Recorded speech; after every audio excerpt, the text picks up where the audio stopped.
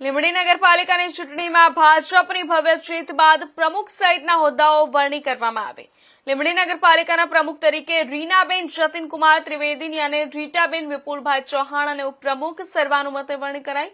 લીંબડી નગરપાલિકાના chief officer, deputy collector સહિતના અધિકારીઓ અને ચૂંટાયેલા સદસ્યો ઉપસ્થિત રહ્યા। નવા વરાયેલા પ્રમુખ, ઉપપ્રમુખ અને સ્થાનિક ભાજપના હોદ્દેદારો, આગેવાનો અને કાર્યકરોએ ફુલહાર પહેરાવી મોઢું મીઠું કરાવી અભિનંદન પાઠવ્યા।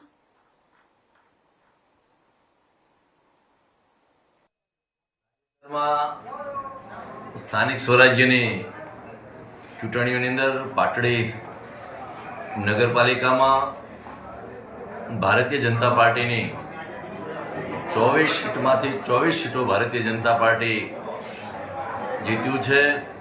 ભારતીય જનતા પાર્ટીનો ભગવો લહેરાયો છે। ગત ટર્મ પણ પાટડી નગરપાલિકામાં 24માંથી 24 સીટ એ ભારતીય જનતા પાર્ટી જીત્યા હતા। આજ રોજ નગરપાલિકાના પ્રમુખ, ઉપપ્રમુખ, કારોબારી ચેરમેન, શાસક પક્ષના નેતા અને દંડક એની પાર્ટીના માધ્યમથી ખાસ કરી રાજ્યના માનનીય મુખ્યમંત્રી શ્રી ભૂપેન્દ્રભાઈ પટેલ, પ્રદેશ પ્રમુખ જગદીશભાઈ વિશ્વકર્મા સાહેબ, સંગઠન મહામંત્રી રત્નાકરજી અને પ્રદેશ પાર્લામેન્ટરી બોર્ડના માધ્યમથી જે પ્રકારે નિર્ણય થયો એના આધાર ઉપર પાટડી નગરપાલિકાના પ્રમુખ તરીકે હિતેશભાઈ રાવલની નિયુક્તિ કરવામાં આવી છે। ઉપપ્રમુખ તરીકે મંજુબેન ઠાકોરની નિયુક્તિ કરવામાં આવી છે।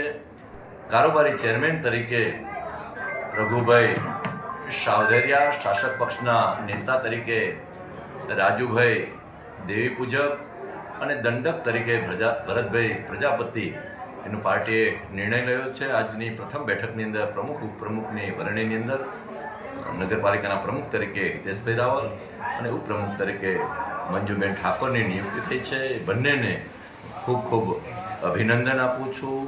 ભારતીય જનતા પાર્ટીનો જે પ્રકારે ભગવો લહેરાયો છે, જનતા જનાર્દનની જે પ્રકારની અપેક્ષા છે એ મુજબ આગામી 5 વર્ષ સુધી એ અમારા સૌ પ્રમુખ, ઉપપ્રમુખ હોય કે તમામ નગરસેવકો એ સેવાના કાર્યો થકી એ લોકોની સેવા કરશે એવી અમને પૂર્ણ શ્રદ્ધા છે।